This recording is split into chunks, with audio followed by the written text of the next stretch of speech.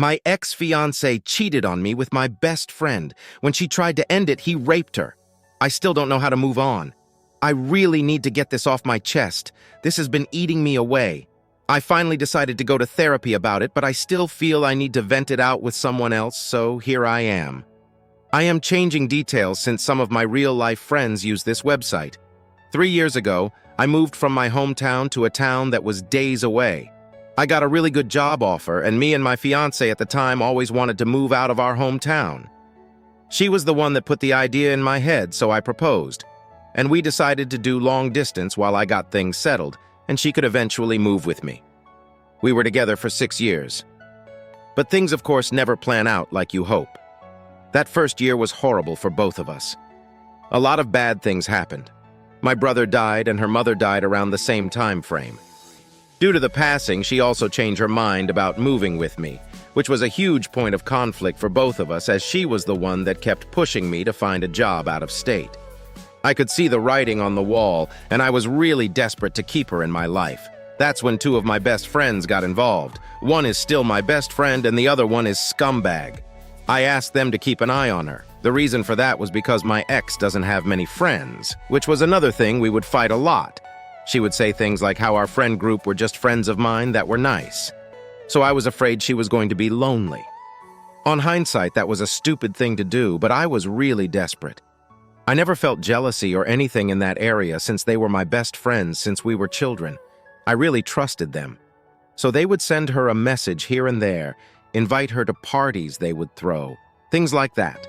Our relationship eventually imploded and we broke up. A mix of everything finally came crashing down. This is the first flag I should have seen coming because the first thing the scumbag told me was that he was going to keep checking on her. I was too heartbroken to even think of that, and I just shrugged it off thinking he probably thought I was worried about that. It hurt like a bitch, but I felt like I was slowly moving on. Early this year, another tragedy happened to her family, and I called back to check on her. That got us back into talking, and slowly but surely, we worked through some of our issues, and we started thinking of getting back together. I still remember when I brought the subject up with the scumbag. He was petrified the moment he found out we were talking again. Then out of nowhere, I stopped hearing from both for an entire week. It was weird, and I did get worried, but I just assumed we just got busy with life. But then that's when everything went to shit. My other best friend, not the scumbag, that I had asked to help my ex called me. He was with my ex, and he was pissed, and that's when they told me everything. Turns out that the whole time the scumbag was checking on her, he was trying to get her to leave me for him. He took advantage of how lonely she was, and eventually they started sexting and sending each other nude pictures. She swears it happened only when we broke up, but part of me really doesn't believe her. That alone was enough for me to be ready to tell both to fuck off. But things became even more horrible. Turns out when I got back into the picture, my ex really wanted to go back together, so she stopped communicating altogether with the scumbag. They sent me pictures of the text conversations where she is telling him how important I am to her and how she didn't want to hurt my feelings and wanted to be with me, so she was going to come clean when I would visit this Christmas. He did not like that at all. The last text I saw was of him asking her to meet him at his place to finally talk about everything and how they would tell me. She agreed. She went there and he put something on her drink and then raped her. The next morning, he tried to gaslight her into the whole thing being consensual, but she knew. This was even more twisted because this piece of shit had helped me save her at a party years ago where someone had roofied her. At the time, I was thankful for him catching that, but now I can't help but wonder if he had done that before and just got caught by me. So he made up that whole story of him trying to help her. She went to my other friend and told him everything. The affair, the assault, everything. He was so pissed, but eventually she asked him for help to tell me, hence the call. I believe her. You could hear it on her voice. Every part of my body knew she was telling the truth as much as I would have liked that to be a lie. This broke that entire friend group apart once she decided to tell them. Some believe her, some don't. My relationship with all of them certainly changed based on their standing on the matter. The only thing that they all agreed on was to stop talking to the scumbag because everyone concluded that whether he did it or not, he could not be trusted anymore. I called him, and he kept swearing up and down he didn't rape her, but when I asked about the cheating, he went completely quiet. I told him I would kill him if he ever got near me or her ever again.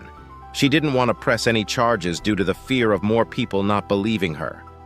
I know what I'm going through is nothing compared to what she is going through, but I can't help but hate her too, and I feel like shit because of it. What happened to her was horrible, and it's not her fault, but she was fooling around with my friend of 20 years. She also is at her lowest point when it comes to no one talking to her.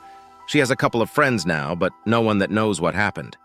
She keeps calling me for support, and I keep taking the call and helping her sorting out everything. She finally made an appointment with a therapist, and I made sure she knew we were never getting back together. I can't help but feel guilty about it too. Maybe I put too much pressure on them to keep an eye on her, which caused him to get the wrong idea. I keep thinking of how this is my fault, and should suck it up and keep taking her calls even if I feel nothing but anger. I am patient with her. I'm supportive, but I really feel I need to cut her out of my life the moment she gets on her feet. But I'm afraid of her breaking down the moment I tell her I don't want to talk to her anymore. I also can't help but miss the scumbag, which makes me feel worse. He was my best friend for decades. He helped so much, and now I can't think of all the good times because this thing is ingrained in my brain. I think I miss the friendship I had before I found out about the monster he was. In the text messages, I also saw how he referred to me and said so many awful things to get her to leave me. I really am thankful to my other friend for being rock lately, and I can't help him enough. He truly is my best friend, even though we both lost that other friendship. It's almost like he died in a way. It's just been a tornado of thoughts in my head. I want to hate her, but I can't. I want to miss him, but I can't. I just wish things were back to the way they were. I'm not even looking forward to visiting my hometown, as my parents' house is a few blocks from the scumbags, and now I'll be afraid of running into him.